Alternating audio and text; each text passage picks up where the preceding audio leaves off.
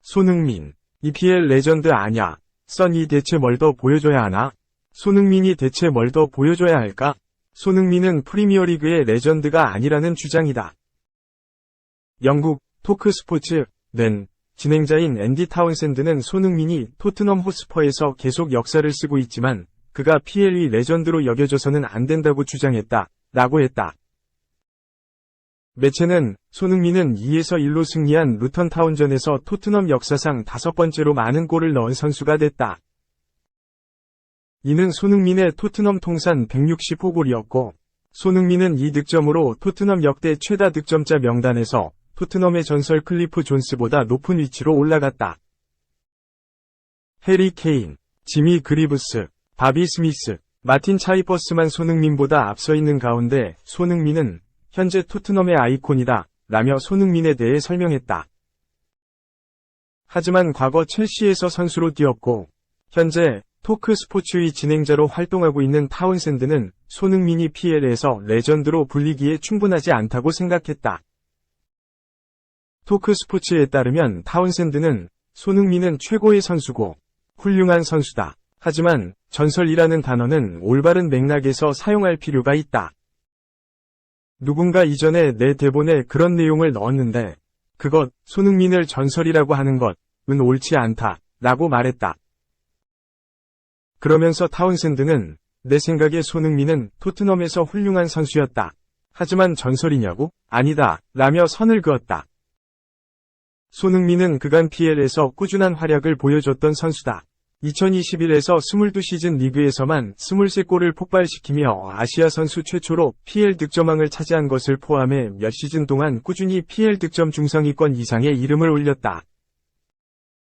2016에서 17시즌 이후 손흥민은 줄곧 PL에서 두 자릿수 득점을 기록했다.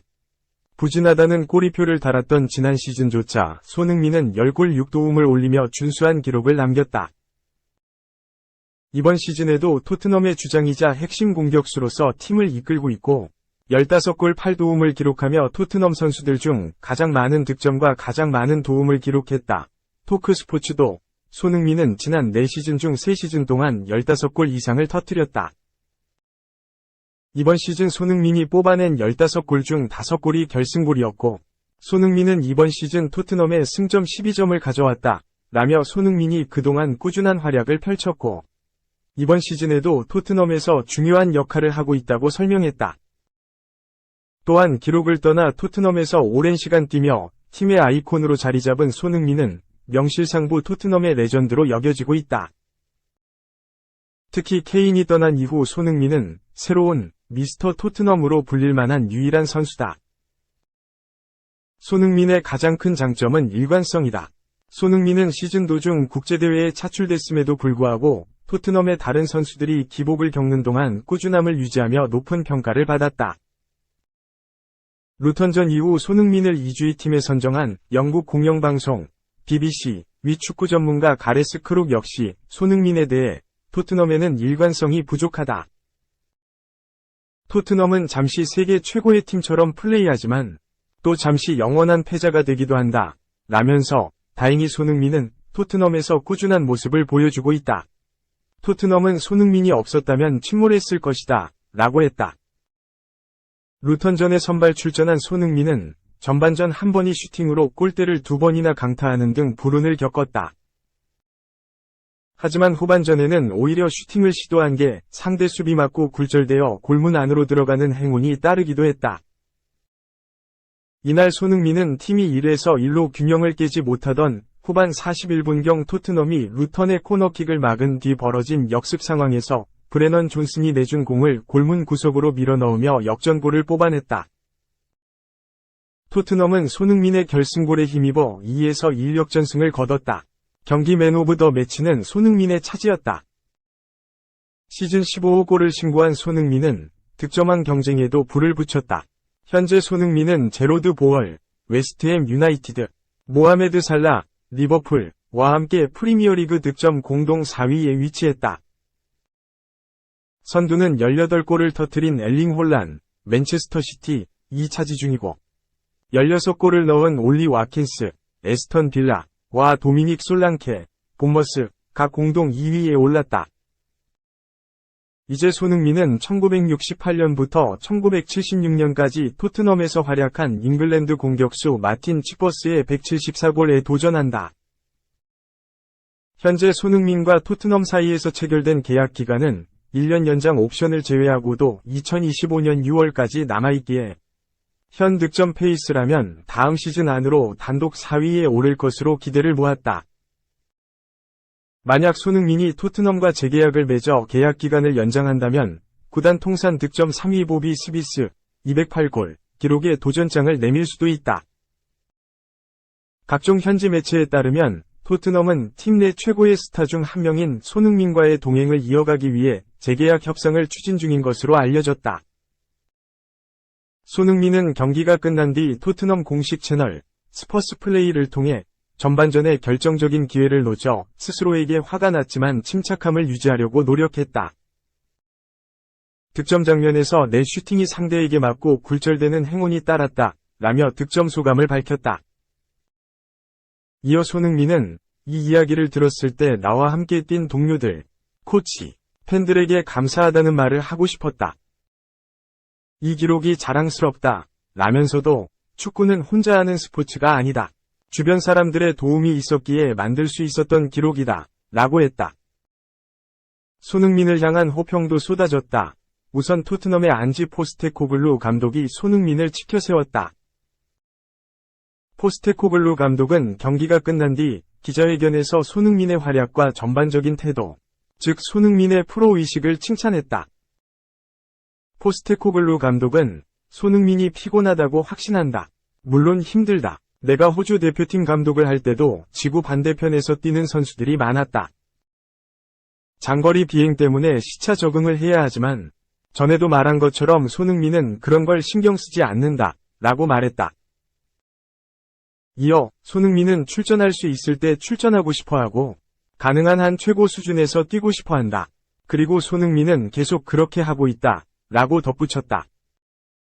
포스테코글루 감독은 손흥민이 필요한 와중에도 토트넘에 헌신하고 있다며 손흥민에게 박수를 보냈다. 그는 토트넘에서 뛰는 건 손흥민에게 매우 중요하다. 국가대표팀도 마찬가지다. 상대방과 경기에 상관없이 손흥민은 자신이 항상 최고가 되겠다는 높은 수준의 기대를 갖고 있다. 그렇게 하는 건 정말 어려운 일이다 라며 손흥민을 칭찬했다.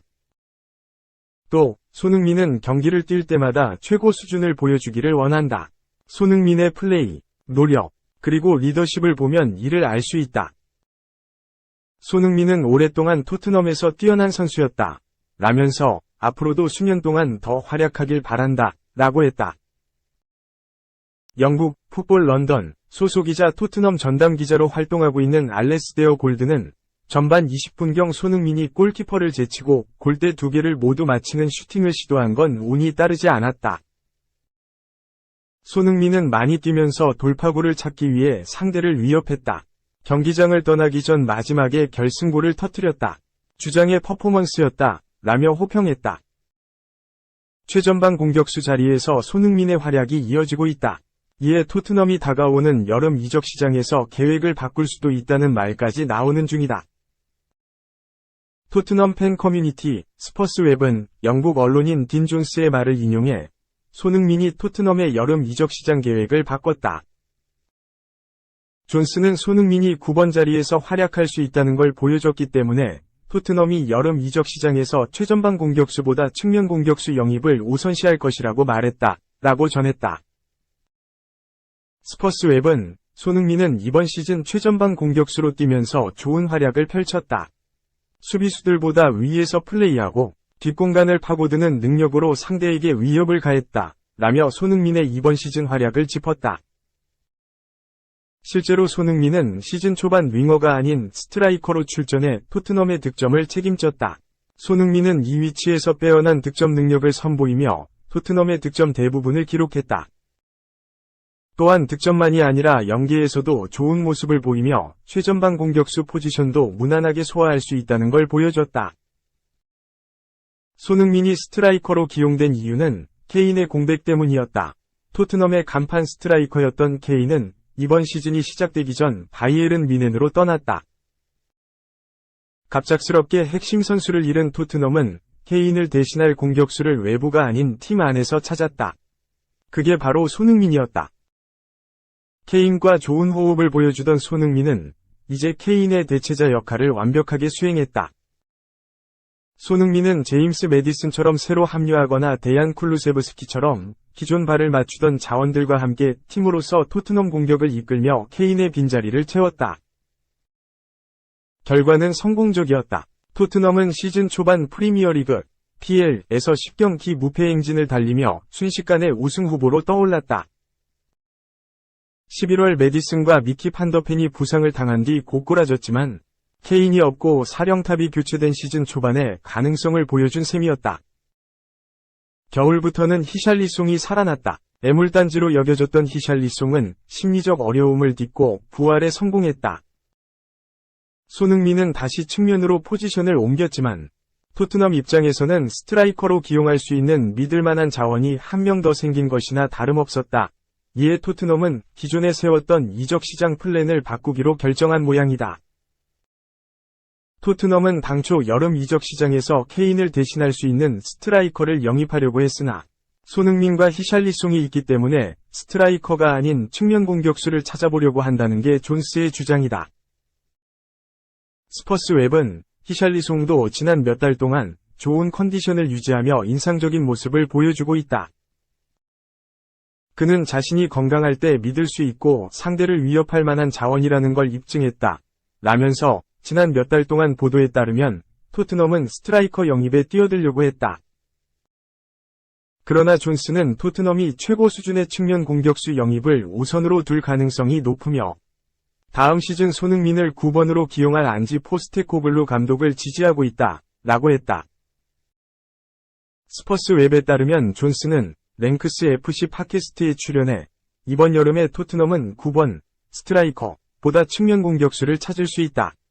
이는 손흥민이 매우 효과적이었기 때문이다. 라고 말했다. 또한 스퍼스 웹은 토트넘이 손흥민과 히샬리송을 지원할 젊고 유망한 스트라이커를 영입할 수도 있다. 또한 구단은 여름 이적 시장 예산의 대부분을 최고 수준의 6번 수비형 미드필더 과 노련한 윙어에게 쓸 것으로 예상된다. 라는 의견을 전했다.